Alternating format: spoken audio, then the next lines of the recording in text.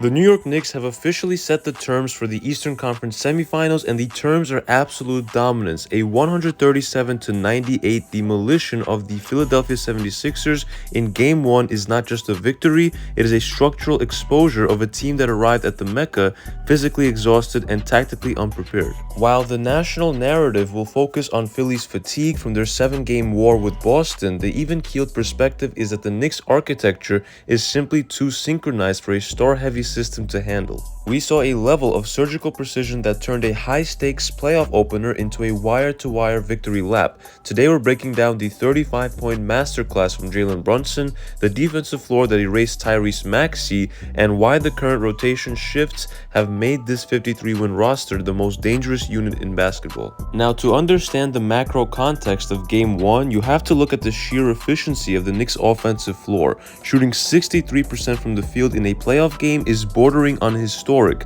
but it was not just hot shooting, it was the result of a rotation architecture that consistently generated high-value looks. By defending home court with a 39-point margin, the Knicks have effectively neutralized Philly's momentum. This was a physical statement that round 2 belongs to the Mecca. We protected the paint, we controlled the glass, and we forced the 76ers into a state of total tactical collapse before the halftime whistle even blew. This is the sustainability that we discussed at the start of the 53-win run, a team that does not just play hard, but plays with a level of synchronization that is built for a championship ceiling.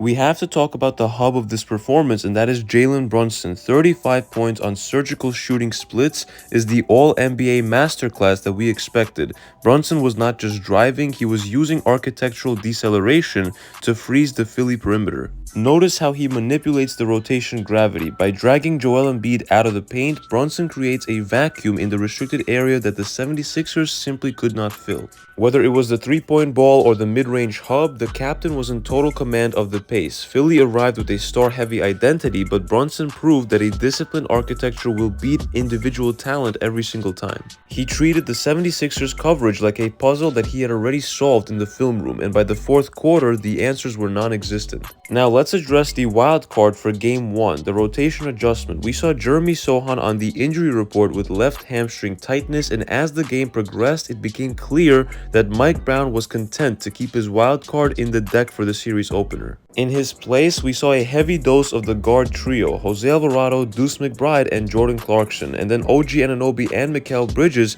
combined for 35 points of their own, providing a defensive floor that rendered Tyrese Maxey a pretty much non-factor. Mikal's resurrection continued with 17 points and 5 assists last night, proving that his offensive synchronization is officially back. And the absence of Sohan was not a structural weakness because the next man up architecture, specifically the energy from Alvarado and the bench, was so high level. Philly's stars were looking like they were gasping for air, while our rotation was operating with total tactical freshness. But closing this out, a 1-0 lead is a structural necessity, but the job is far from finished. The architecture is stable, the identity is locked in, and the synergy between Brunson and the high post hub is reaching a level that the rest of the East should be terrified of.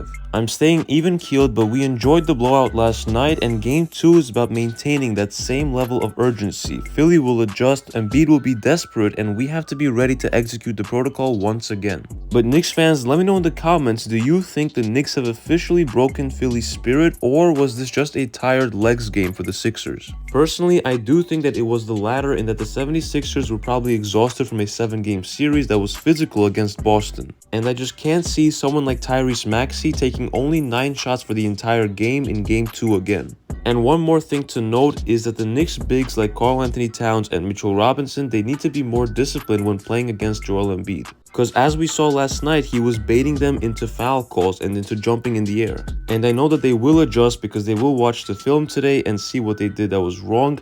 But as always, it's been KNYT here, and I'll see you guys in the next one.